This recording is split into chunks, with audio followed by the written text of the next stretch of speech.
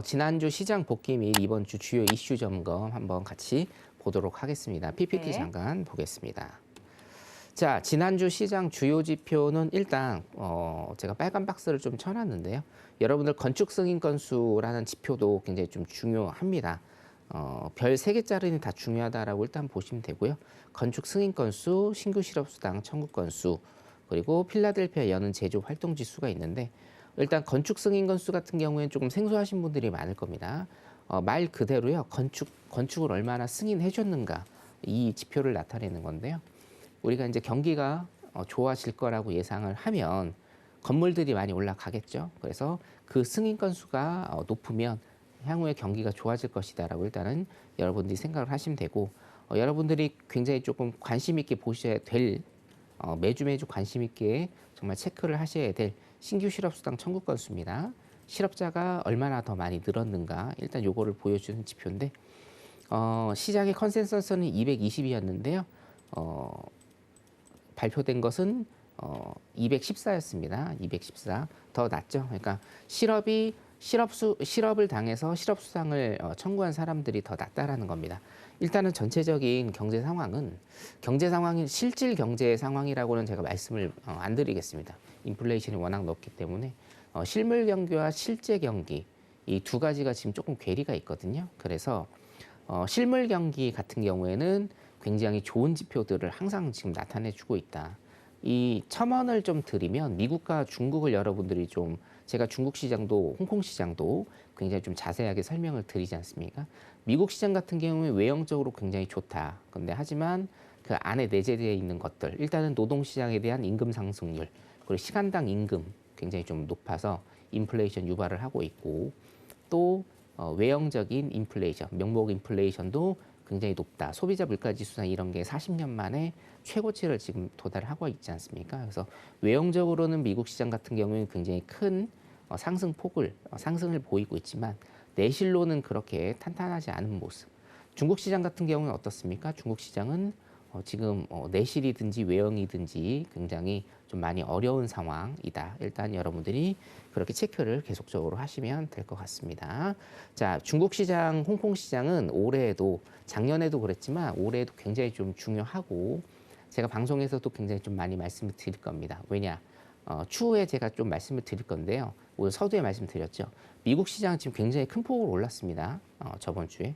또 우리나라 시장은 어떻죠? 예, 박스권에 아직도 갇혀 있습니다.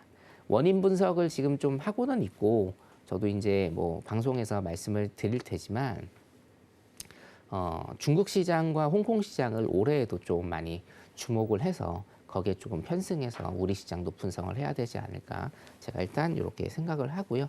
그 분석 같은 경우에는 4월, 5월에 굉장히 조금 많이 나올 것 같습니다. 기대를 좀 해주시면 될 것 같고 자 이번 주 시장 이슈를 제가 웬만하면 텍스트를 많이 안 하려고 하는데 조금 시장 이슈가 많아서 말씀을 좀 드릴게요. 네. 자, 금리 인상 올해 6번 시행될 가능성이 굉장히 높죠. 예. FOMC가 지금 6번 정도 남았죠.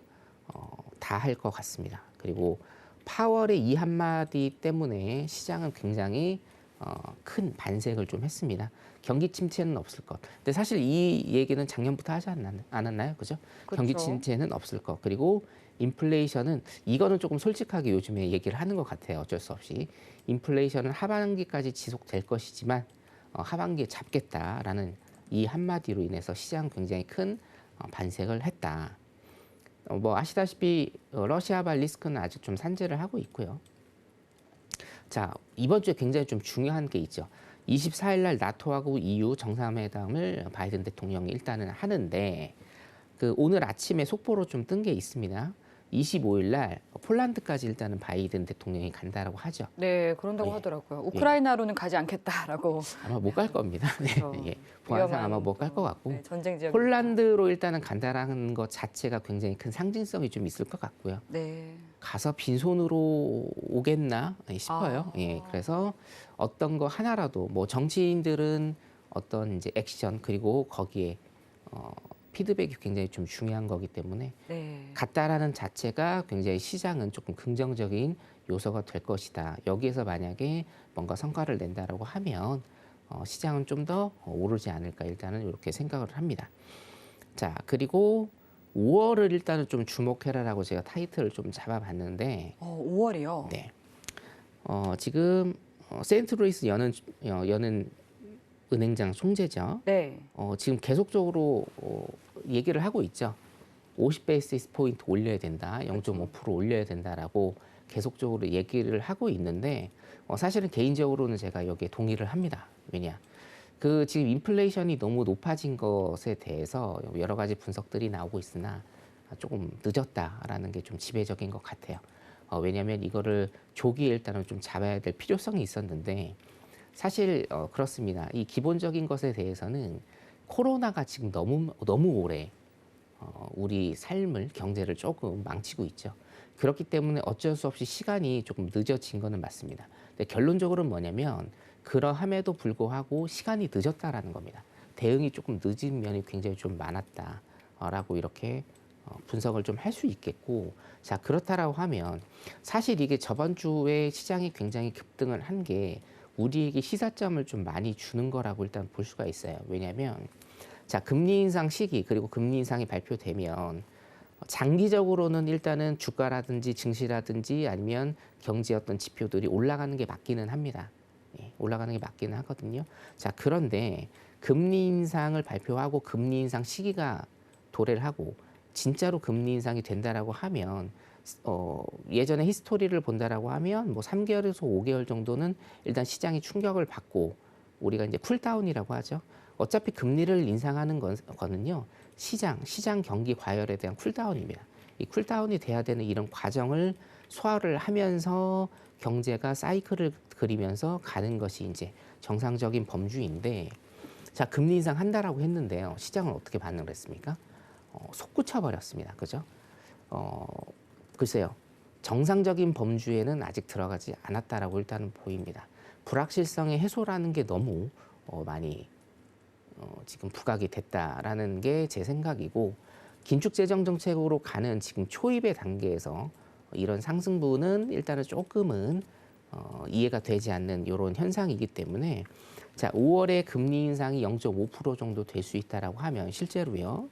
자, 그러면 시장은 굉장히 큰 충격을 받을 수도 있다. 그래서 하방으로 더 깊이 지금 13,000포인트가 깨졌잖아요. 저번 주에. 저저번 주에 깨졌죠. 그래서 13,000포인트 밑으로 다시 가면서 상방 경직성이 되는 거죠. 13,000포인트 이하로 형성이 되는 이런 모습을 그릴 가능성이 굉장히 좀 크다라고 보고 금리 인상을 0.5% 해야 된다라는 얘기는 왜 나온 거냐면 자 인플레를 일단은 좀 빨리 잡아야 된다. 인플레이션이 언제까지 갈 것이냐. 물론 파월은 지금 인플레이션 하반기까지 지속될 것 그리고 하반기에 잡을 것이라고 예상은 하는데 사실 제 개인적인 입장에서는 2, 3년은 갈 것 같다. 왜냐? 2, 3년 갈 거라고 예상을 하니까 금리도 뭡니까? 3년 안에 2% 이상 올린다라고 지금 그런 정책들이 나오고 있는 거거든요. 예, 그렇기 때문에 인플레이션을 빨리 잡기 위해서 조기에 잡기 위해서는 시장에 충격을 줘야 되는 건 맞습니다. 예, 그렇죠? 우리가 그 가능한 우리가 견딜 수 있는 충격은 일단은 시장이 받아야 되는데 0.25%를 올린다라고 했을 때 시장은 어떻게 됐나요? 충격을 전혀 받지 않습니다. 예, 조금 충격 받아야 됩니다. 그래서 제가 말씀드린 쿨다운 이런 과정들이 필요하거든요. 5월 달에 0.5% 정도 올릴 거라고 일단은 저는 지금 예상을 해요. 한번 5월 달에 어떻게 될지 한번 여러분들이 좀 주목을 해 보시면 좋겠고 자, 중국 홍콩 시장이 지금 반등을 좀 했습니다. 우리 이제 차트를 좀 볼까요? 네. 자, 항생 시장 같은 경우에 항생 시장은요, 여러분 지금 일봉 차트인데 요거 두 개를 한 개로 보셔야 됩니다, 여러분. 왜냐하면 야간장까지 일단 항생은 하기 때문에 두 개를 한 개로 보신다라고 하면 실질적으로 큰 상승을 이끈 거는 이틀밖에 안 됩니다. 항생은요, 이틀밖에 일단은 안 되고 자 이틀이라고 본다라고 하면 반등을 이어갈지가 이제 궁금하겠죠. 시황을 조금 한번 보시면 최근 1년 사이에 알리바바 여러분들 잘 아시는 알리바바는 69%가 떨어졌습니다. 거의 70% 정도 떨어졌고요. 자, 여러분들 게임 좋아하시는 분들 텐센트 같은 경우에는 반토막이 지금 났습니다. 마이너스 51%. 자, 근데 우리나라 사실은 이게 중국과 홍콩 시장뿐만이 아니고 우리나라도 마찬가지죠. 우리나라도 일단은 주식 갖고 계신 분들은 이제 마찬가지일 겁니다. 그래서 중국과 홍콩 시장이 반등을 이어갈 건데, 자, 중국과 홍콩 시장, 일단 홍콩 항생 선물 하시는 분들이 많기 때문에 항생 선물을 제가 조금 설명을 드리면, 자, 지금 반등을 이어간 게 사실은 미국 시장이 반등을 했기 때문에 홍콩 시장이 그리고 또 중국 시장 상해 지수가 이제 반등을 했다. 여기에 대해서는 사실은 저는 퀘스천 마크가 조금 많이 붙습니다. 일단은 미국이 오른다고 해서 중국이 그리고 또 홍콩 시장이 무조건 오른다라는 공식은 사실상 2년 전부터 쭉 제가 보여드릴게요. 요건 이제 21년이고요. 20년부터 우리 코로나 팬데믹부터 일단은 보시면 되는데 일단은 그런 공식은 깨졌습니다. 미국 대 중국, 홍콩 그리고 사실 우리나라도 마찬가지거든요. 우리나라도 그런 공식이 좀 깨졌다고 보고 자 이틀 동안 홍콩 시장이 이렇게 상승을 한 것은 제가 이제 저번 주 월요일, 화요일 날 중국 시장, 홍콩 시장 점검해 드릴 때 말씀을 드렸다시피 굉장히 많은 제재를 하고 있단 말이에요. 중국 경제 공작회에 제가 설명을 드렸죠. 이런 그 빅테크 기업에 굉장히 많은 제재를 지금 가하고 있는데 이로 인해서 어떻게 됐습니까? 기부금도 그냥 1조, 2조씩 그냥 가져가 버리고 뉴욕 시장에 상장된 중국 본토의 기업들이 상장 폐지가 될 위험이 있었는데 저번 주에 어떻게 됐나요? 중국이 그러면 미국에 쉽게 얘기해서 미국에 최대로 협조를 하겠다라고 일단은 조금 꼬랑지를 내렸죠. 그렇기 때문에 시장이 훈풍이 입어서 일단은 큰 상승을 한 것처럼 보입니다. 근데 여러분 제가 항상 시장은 객관적이고 큰 그림을 보셔야 된다고 제가 계속적으로 일단은 강조를 드리지 않습니까? 자,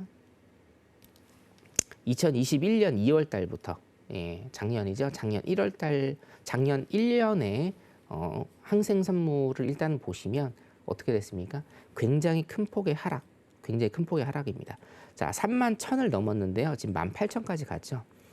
13,000 포인트, 그러니까 13,000 틱이라고 제가 좀 표현을 할게요. 13,000 틱이 일단은 하락을 했고 6년 전 가격으로 회귀를 했습니다. 그리고 여기에서 조금만 더 2,000틱 정도 더 떨어졌으면 여러분 12년 전 가격으로 회귀를 하는 거였습니다. 엄청나게 많은 하락 중에 자 13,000틱을 하락을 하고요. 지금 고작 3,000틱 정도 오른 겁니다. 3,000틱 정도. 물론 짧게 보면은 V자 반등을 그리는 것처럼 보이는데 이게 V자 반등을 치려면 여러분 어디까지 가야 됩니까? 여기 보이시는 25,000포인트까지 더 가야 됩니다. 이거를 더 가야 일단은 V자 반등이라고 우리가 할 수 있거든요. 자, 그래서 아직까지 제 뷰는 항생장도 2022년 상반기, 최소한 상반기인데요. 저는 하반기까지 봅니다. 하반기까지는 중국, 홍콩 시장은 항생 시장, 특히나 우리 항생 하시는 분들 많잖아요. 항생 시장은 아직도 매도비로 보셔야 된다라고 제가 일단 그렇게 말씀을 좀 드리겠습니다. 자, 국내 선물도 한번 볼까요? 네. 자, 국내 선물 일단은 제가 좀 짚어드리면 제가 이제 초반에 좀 말씀드렸죠. 자, 미국이 굉장히 많이 이제 폭등이라고 표현을 해야 됩니다, 여러분. 저번 주에 굉장히 많이 폭등을 했습니다. 물론 나스닥 시장도 제 관점에서는 제가 말씀드리는 관점에서는 대세 하락장 중에 기술적 반등이 지금 짧은 시간에 굉장히 많이 올라서 착시 현상을 일으키는 걸 수도 있어요, 여러분. 근데 뭡니까? 2022년 여기만 놓고 보신다라고 하면 대세 하락 중에 기술적 반등이 올라오는 겁니다. 이게 진짜로 반등을 주려고 하면 자, 아까 14,100포인트는 매수 포지션도 볼 수 있는 관점이고요. 이게 정말로 턴어라운드가 된다라고 하면 최소한 이 라인입니다. 15,000 라인 있잖아요. 15,000 라인을 지지를 하고 여기에서 또 어떤 15,000 라인을 지지를 하는 어떤 뉴스들 아니면 어떤 이슈들이 터져야 여기에서 또 지지를 하면서 버티는 거거든요. 그래서 15,000 라인을 넘기 전까지는 아직도 일단은 매도비는 유지를 하시는 게 좋을 것 같고 또한 14,100 라인을 지금 일단은 14,100 라인 위에서 일단은 가격이 형성되고 있기 때문에 매수 포지션도 일단은 보실 수 있다. 단 매수 포지션은 단기를 보셔야 된다라는 일단 말씀 좀 드리겠습니다. 자, 저번 주에 시장이 이렇게 많이 폭등을 했는데 우리나라 시장은 어떻습니까? 아직도 박스권에 일단은 gat혀 있다. 어디 박스권에 갇혀 있나요? 제가 말씀드린 조금 길게 보면 380포인트인데요. 여기 보면 여기입니다. 370, 한 3포인트 정도고요. 여기 345포인트 제가 말씀드렸죠. 345포인트에서 373포인트 정도의 지금 한 6포인트 정도의 박스권에 일단은 갇혀 있다라는 겁니다. 여러 가지 분석들이 나올 수 있는데 간단하게 일단은 제가 제 생각을 말씀을 드리면 아무래도 우리나라 같은 경우에 그리고 이제 홍콩 시장도 사실은 마찬가지거든요. 외국 자본이 굉장히 많습니다. 외국 자본이 굉장히 좀 많이 들어오기 때문에 외국인이 아직도 외국인이 지금 저저번 주까지는 굉장히 많은 매도세를 보였죠. 외국인이 아직도 일단은 좀 재고 있는 것이 아닌가라는 이런 좀 느낌이 드는 이런 장입니다. 제가 저번 주에 환차손 얘기를 좀 말씀을 드렸는데 환율이 1247원인가요? 거기까지 갔다가 지금 1200원 초반에서 일단은 형성이 돼 있거든요. 환율이 오름에 따라서 환차손에 대한 이제 두려움으로 일단은 시장이 박스권을 지금 형성을 하고 있고 1200원대로 일단은 내려오는 모습을 보고 어떤 미국에서 훈풍이라든가 좋은 상황이 일단은 벌어지게 되면 그때 한번 매수 쪽으로 보는 것도 좀 좋겠다. 하지만 시장은 여전히 제가 큰 그림 일단 다시 잡아드릴게요. 시장은 여전히 대세 하락 중에 박스장일 뿐이다라고 제가 여러분들께 말씀을 좀 드리겠습니다.